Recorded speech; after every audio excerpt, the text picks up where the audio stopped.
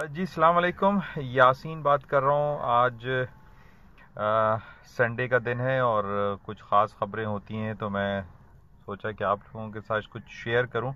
एक ख़ास तौर पे ये एक ख़बर लगी हुई थी आज डॉन अखबार में, accrued shift of power. Crude oil की प्राइसेस हम पिछले तकरीबन 2-3 महीने से ये देख रहे हैं कि वो फॉलिंग होती चली जा रही है और मार्केट जो है मुसलसल गिर रही है। कहाँ 2.5-3 महीने $78 पे मार्केट चल रही थी और उसके बाद आजकल मार्केट तकरीबन $50 पे है। यानी स्ट्रेट आप देखें $30 का मार्केट जो है वो डाउन हो चुकी है और मार्केट में कोई ऐसी इंडिकेशंस हमें नज़र नहीं आ रही है कि मार्केट जो है वापस हायर साइड पे चली जाएगी। और यही खबर अभी मैं ये देख रहा था, एक एनालिसिस रिपोर्ट है जिसमें ये कहा जा रहा है कि पूरी दुनिया का, जो हम ओपेक के हवाले से बहुत ज़्यादा बातें करते रहते हैं, कि पूरी दुनिया का 40% जो है वो ओपेक यानी ऑयल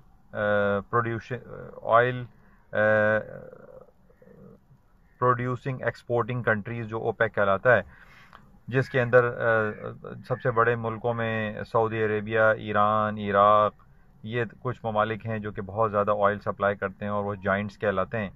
तो ये पूरी दुनिया का 40% ऑयल प्रोड्यूस करते हैं और इसमें सबसे ज़्यादा जो मोनोपोली है वो सऊदी अरेबिया की है और सऊदी अरेबिया के ऊपर जो है वो अमेरिका है और उसकी जो डिक्टेशन होता है, जो भी इंडिकेशंस होती हैं, वो सऊदी अरब उसको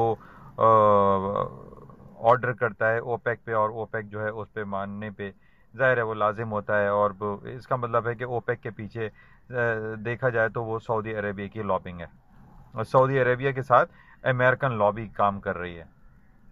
अच्छा, मुख्तलिफ चीज़ें आप ये देख रहे हैं कि तमाम मामलात में सऊदी अरब और अमेरिका जो है वो इनडायरेक्टली इन्वॉल्व रहता है। अब ओपेक का भी सिलसिला यही कि ओपेक को ख़त्म करने की कोशिश की जा रही है।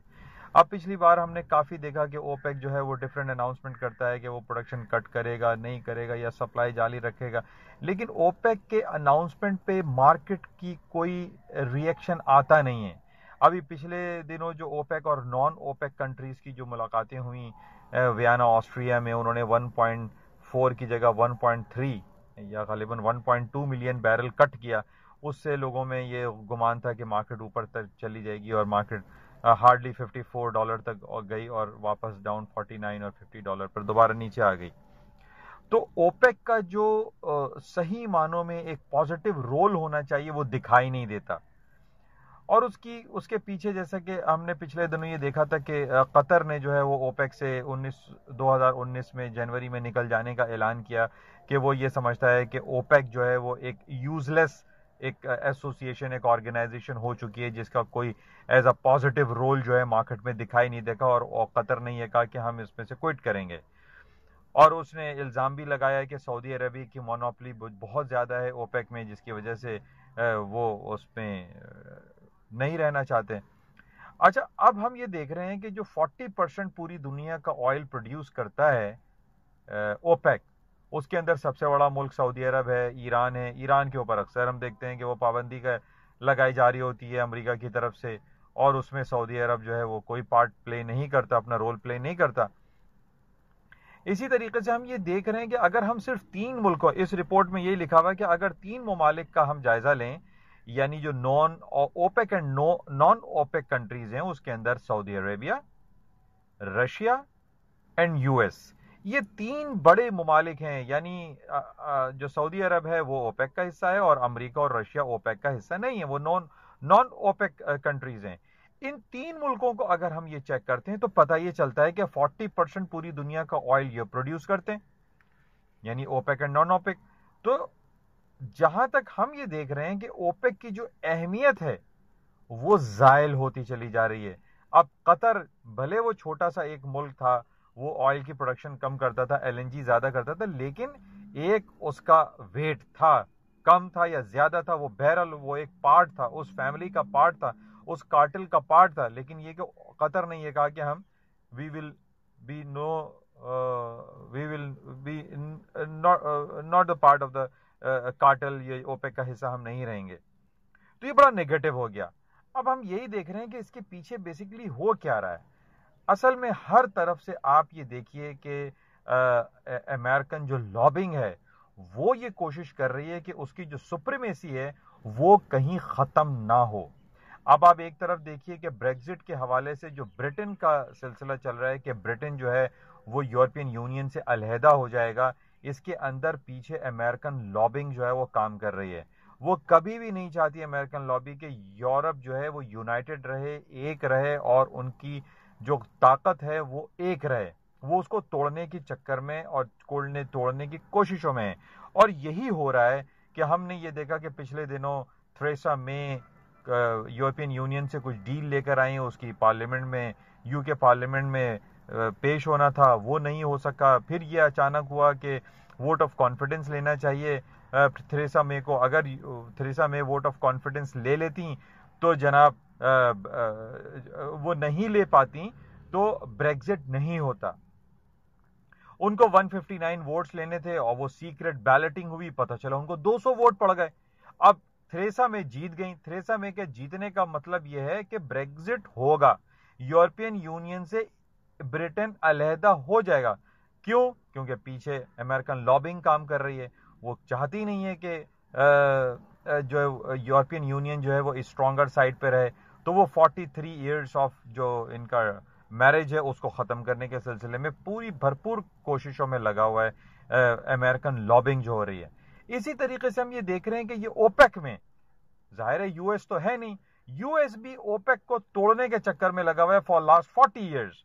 40 इयर्स में आपको इसलिए कह रहा हूं कि अगर आपको याद रहे, बहुत सारे पुराने हमारे क्लाइंट हैं वो ये जानते होंगे 1973-74 में ओपेक ने क्या किया था। जब पूरा इस्लामिक वर्ल्ड इसराइल के खिलाफ खड़ा हो गया था तो ओपेक का बहुत बड़ा पावर रोल था और उसने पूरी दुनिया की ऑयल की सप्लाई को खत्म कर दिया था, रोक दिया था, बंद कर दिया था। यानी ओपेक का इतना बड़ा रोल था। और आज हम ये देख रहे हैं कि चाहे वो फलस्तीन हो, कश्मीर हो, मुस्लिम वर्ल्ड में कहीं भी फसादात हो रहे हों, चाहे वो यमन हो, ओपेक अपना कोई किरदार अदा नहीं करता, क्योंकि उसके ऊपर एक तो सऊदी अरेबिया कोई किरदार अदा नहीं करता, क्योंकि सऊदी अरब के ऊपर यूएस बैठा हुआ है। यूएस जो है वो पूरा कार्टेल को, पूरे ओपेक को कंट्रोल करता है। और वो कभी भी नहीं चाहता कि जिस तरीके से बैक इन 1970s में पूरी दुनिया में ऑयल की सप्लाई क्रंच हो गई थी वो अब दोबारा हो। एक तरफ आप देख रहे हैं कि ओपेक को भी वो खत्म करने की दर पे कोशिशों में लगा हुआ है, दूसरी तरफ यूरोपियन यूनियन को वो तबाह और बर्बाद करने के चक्कर में लगा हुआ है। तो बेसिकली ये जो है ना अमेरिकन लॉबिंग है, जो कि अमेरिकन लॉबिंग कभी भी नहीं चाहती कि कोई भी एक चाहे वो यूरोपियन यूनियन हो या ओपेक हो वो स्ट्रॉन्गर साइड पे रहे। लेकिन बहरहाल ये जो मुख्तसर ये ऑयल के हवाले से जो रिपोर्ट है उसमें यही कहा जा रहा है कि पूरी दुनिया में ऑयल की जो सप्लाई है वो बहुत ज़्यादा है। और ख़ास तौर पे जब से ये कहा गया था कि जनाब ईरान के ऊपर पाबंदी लगेगी, वो ऑयल की सप्लाई नहीं कर सकेगा, लेकिन कोई पाबंदी नहीं लगी, मुस्तकिल वो सप्लाई कर रहा है और करता रहेगा। तो पूरी दुनिया में ऑयल की सप्लाई है, ऑयल सप्लाई का क्रंच नहीं है, ऑयल गलट है, ऑयल भरा पड़ा हुआ है। अच्छा, इसके साथ ही इस रिपोर्ट में एक बात बड़ी इंपॉर्टेंट लिखी हुई है, वो ये है कि जो शेल ऑयल है, जो एक पत्थर और एक पहाड़ से उसको गैस में कन्वर्ट करके उसको पेट्रोल बनाया जाता है, शेल ऑयल कहते हैं उसको, ये अमेरिका में बढ़ता चला जा रहा है। इसकी सप्लाई अमेरिका में बढ़ती चली जा रही है और अमेरिका में जो है ऑयल के सप्लाई के हवाले से कोई कमी नहीं है। तो यहां पर हम ये देख रहे हैं कि ऑयल की सप्लाई भी बहुत ज्यादा है, चाहे वो ओपेक कर रहा है या फिर वो शेल ऑयल के हवाले से है, वो तमाम सप्लाई बहुत ज्यादा है। तो इन रिपोर्ट्स में ये बात वाज़ेह हो रही है कि दुनिया में ऑयल की सप्लाई जो है बहुत ज़्यादा है। ऑयल की प्राइसेस जो हम उम्मीद लगा के ये बैठे हुए हैं कि मार्केटें ऊपर चली जाएंगी, वो ऊपर अभी दिखाई नहीं देती। कि जैसे वीकली क्लोजिंग इसकी आई थी 51.23 पे, ख़राब आई। इसका इम्पॉर्टेंट वीकली जो चार्ट था वो 52.20 का था। 52.20 के ऊपर ये रहता तो मार्केट हायर साइड पे जा सकती थी। बहरहाल मार्केट में ये डाउन साइड पे ही फिलहाल टेक्निकल एंड फंडामेंटल जो खबरें आ रही हैं उसमें यही दिखाई दे रहा है कि ऑयल की प्राइसेस डाउन रहेंगी। अच्छा, इसके साथ ही एक खबर जो हम देख रहे हैं कि जो जियोपॉलिटिकल सिचुएशन काफ़ी ख़राब चल रही है, गोल्ड के हवाले से कुछ अच्छा नहीं लग रहा है। गोल्ड हायर साइड पे लग रहा है क्योंकि टर्की ने अटैक किया है इराक पे, कुर्दिश कबाइल पे, फिर सीरिया पे। कुछ मसले मसाइल को टर्की की तरफ से चल रहे हैं, तो ये जियोपॉलिटिकल सिचुएशन जो है वो नेगेटिव हो रहे हैं, और अरब कंट्री में जब भी ये सिलसिले होते हैं तो इसमें गोल्ड की कीमतें उन्हें इजाफा होता है। वैसे भी ये सर्दियों का मौसम है, कहते हैं वेडिंग सीजन है इंडिया में, पाकिस्तान में, तो गोल्ड की डिमांड में इजाफा होता है। तो गोल्ड की prices might possible higher side पे जा सकती हैं, और क्रूड ऑयल की जो प्राइसेस हैं वो उसमें इतना पोटेंशियल दिखाई नहीं दे रहा according to these all reports कि मार्केट मजीद डाउन हो सकती है क्रूड ऑयल की, जबकि गोल्ड की मार्केटों में तेजी देखी जा सकती है। इसके साथ ही इस हफ्ते बड़ा इंपॉर्टेंट एक इवेंट आ रहा है FOMC का, जिसमें अमेरिका अपने इंटरेस्ट रेट के बढ़ाने या ना बढ़ाने का ऐलान करेगा। 19 तारीख को इसकी रिपोर्ट है, तो इंशाल्लाह देखते हैं और राब्ते में रहते हैं कि क्या सिलसिले रहते हैं। ये मैंने आज एक नया सिलसिला शुरू किया है, ये यूट्यूब पे मैंने आपको कमेंट्री दी है एज अ वीडियो क्लिप, तो प्लीज़ इसको सब्सक्राइब कीजिएगा और शेयर कीजिएगा। Thank you.